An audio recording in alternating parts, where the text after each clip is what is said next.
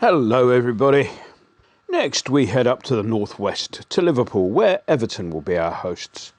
Kick off on Sundays at 2 p.m. for the benefit of Sky, and if the eyes up Mother Brown guys can muster enough people not actually going to the match themselves to watch it on the box for you, they'll be on as well. If you're travelling up on the day from Essex, have a look at your trains. I'm advised there are engineering works in the general areas of Chelmsford and Ingatstone and Marks Tay and Braintree and Lord knows where else. Check as ever before you leave. So, Everton then.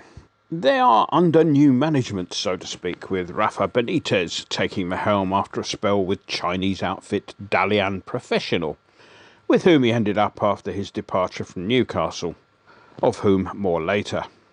It wasn't a universally welcomed appointment, his history with the divers up the road counting against him in certain quarters. Still, it's not been the worst of starts to the season, although their current fifth place does perhaps owe a little to a friendly fixture list. They've won all three at home, beating Southampton 3-1, Burnley also 3-1, and Norwich 2-0. On the road, their best result was the 2-0 defeat of Brighton, whilst they have picked up draws at Leeds 2-2 and Man United 1-1. Their sole defeat of the season so far came at Aston Villa, where they were on the wrong end of a 3-0 drubbing. The 14 points gained from these results is 3 more than our 11, and is sufficient to give them a 4-place gap over us as it stands. The arrival of a new manager often coincides with some investment in the playing squad from the owners. However, although a number of new players arrived, Daisy, the personal assistant with a beautiful smile, from whom I no longer have to remain socially distanced, informs me that only one of those actually commanded a fee. Demarai Gray arrived from Bayer Leverkusen for what these days is a cut price, £1.7 million. Gray was part of the Leicester squad that won the title a few years back, but found game time impossible to find, having been told by Brendan David Brent Foster that he was no longer in his plans. So off he went to Germany. To say that he didn't exactly settle out there is something of an understatement. He made 10 league appearances in the 6 months he was out there, scoring just the once in the process. The summer window couldn't come quickly enough for either party involved, and Bayer took a £1 million hit on their investment. Andros Townsend was a free transfer signing, prompted by the expiry of his contract at Palace. The 5 years at Selhurst was the longest he spent in one place during his career. He was on Spurs books for something like 7 years, but during that spell he went on loan to no fewer than 9 different clubs. His next move, like Gray's ill-fated German interlude, lasted all of 6 months. Townsend's departure from Newcastle coincided with the Magpies' relegation that term, and the player's release clause somehow became available to Palace, who snapped up the player, who thus had to spend 5 years in Croydon. So a free transfer is probably the least he was due. The signing of Salomon Rondon represents one of those cases where a player follows a manager around. Rondon first crossed paths with Benitez when he spent a season on loan at St James's Park, picking up their Player of the Year award in the process. At the end of the loan spell, both players and manager ended up at the aforementioned Dalian Professional, and although Rondon's spell was punctuated by a loan spell at CSKA Moscow, when Benitez pitched up at Goodison, he undertook his own Venezuelan Chinese takeaway and brought the much-capped striker to Merseyside. They also brought in 2 keepers as backup for England custodian Pickford. Asmir Begovic arrived on a free from Bournemouth. The keeper, who it says here is the holder of the world record for the longest goal ever scored, apparently, had an odd couple of loan spells during his latter years with the Cherries. His 1919-20 season was spent in Azerbaijan with Karabag and latterly AC Milan. He returned to Bournemouth for his first season back in the second tier, his contract presumably containing some sort of relegation-based salary reduction clause. As a kid, Begovic ended up in Canada, his family having relocated due to civil war in what we used to call Yugoslavia. However, once the dust had settled in what was then known as Yugoslavia, his native Bosnia-Herzegovina came knocking, and Begovic now has over 60 caps for his new country. The other keeper to arrive was Andy Lonergan. Lonergan seems to have made some sort of late career out of turning up at clubs as cover without ever playing too much.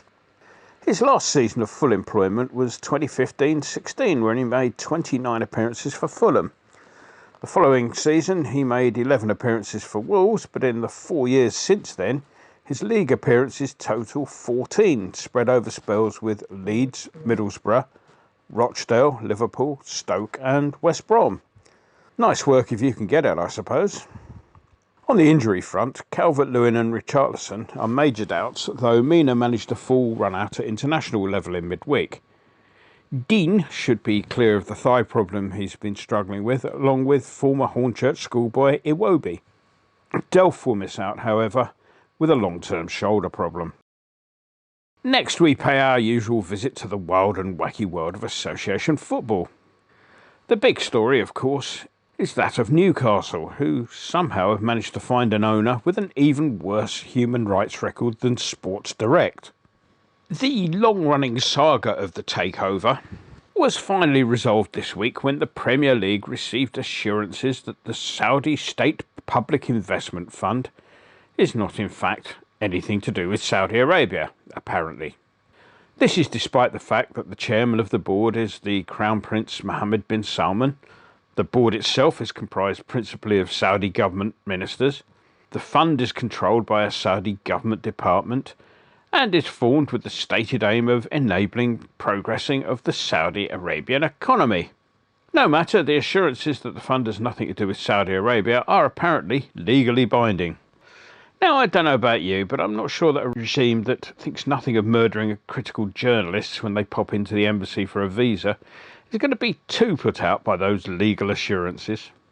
Of course, totally by coincidence, the Saudi state, that's the one whose officials just happen to be on the board of the PIF, have decided to settle their TV piracy issues and start paying the Qataris for their TV football, which suggests that either the Premier League is exceedingly gullible or that they really don't care who runs its clubs as long as they pay their Sky Sports subscription. Perhaps we shouldn't be too hard on the Geordies for celebrating the departure of Ashley. After all, it's hardly their fault that the Premier League's fit and proper test is neither fit nor proper for its intended purpose, and they'd be justified in citing Man City and Chelsea as prime examples of that. 3 wrongs don't make a right, it's true, but it's hard to justify treating Newcastle differently to everyone else, however distasteful the result. We have, of course, just endured, or should that be enjoyed? No, endured, a midweek international break. England laboured to a 1-1 draw against Hungary, whose supporters proved that FIFA's fining system is about as effective as the Premier League's fit and proper test. There were some odd substitutions on the England side during the game. The withdrawal of Grealish, who had hitherto looked the most likely to break the deadlock, was, well, baffling. I suppose at least Sacco had, in theory, some similar potential in his armoury.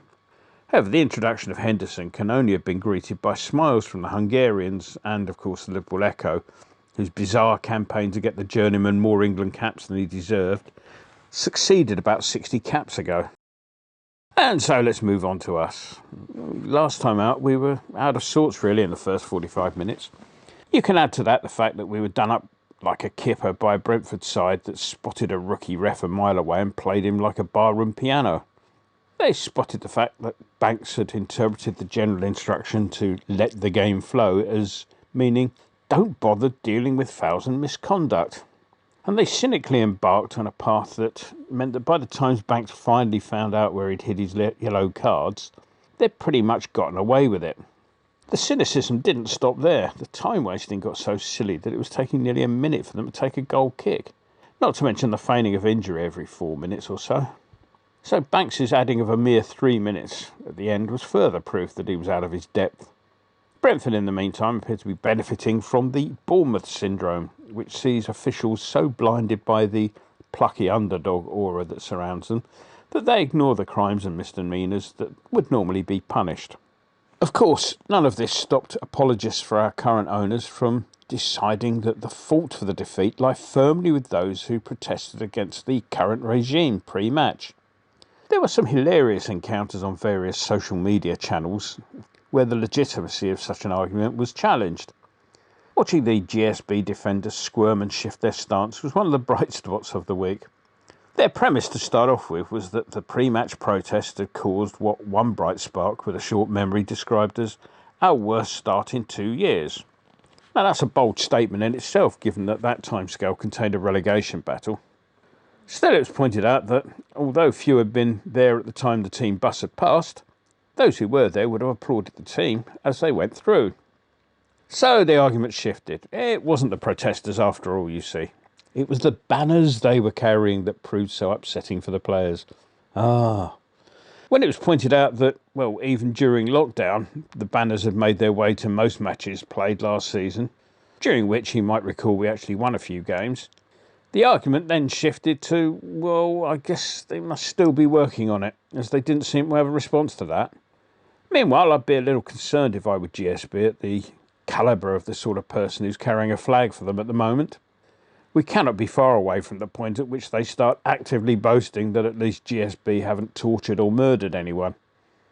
Getting back to this weekend, on the injury front, we appear to have survived the break with no further worries, other than any aches and pains that Fornals might have picked up by forcing himself into one of those tiny EasyJet seats, rather than using a private jet. Soufal took a break from international duty to have his groin rested, whilst Fredericks is likely to be available if required. So let's move on to the prediction then. We haven't got the greatest of records up there, it has to be said, though on paper the squads are well matched. One would hope that we might provide a somewhat sterner test than Southampton, Burnley and Norwich have so far this season. But on the whole, I think a point here will have been well earned. So the £2.50 that would have gone on the purchase of a fit and proper certificate, I believe that's the going rate, will instead go on a draw. Make that 2-2, please, Mr. Winston. Enjoy the game. Yes. Big knees up Mother Brown, man. Yeah. Yeah, I'm regularly on the general discussion page. There's always someone who's got some information, so I love it. Yeah. It's great. Yes, it's excitement surrounded by imminent disappointment. That's what it mostly is. Get on the forum at kumb.com. Come on, you irons.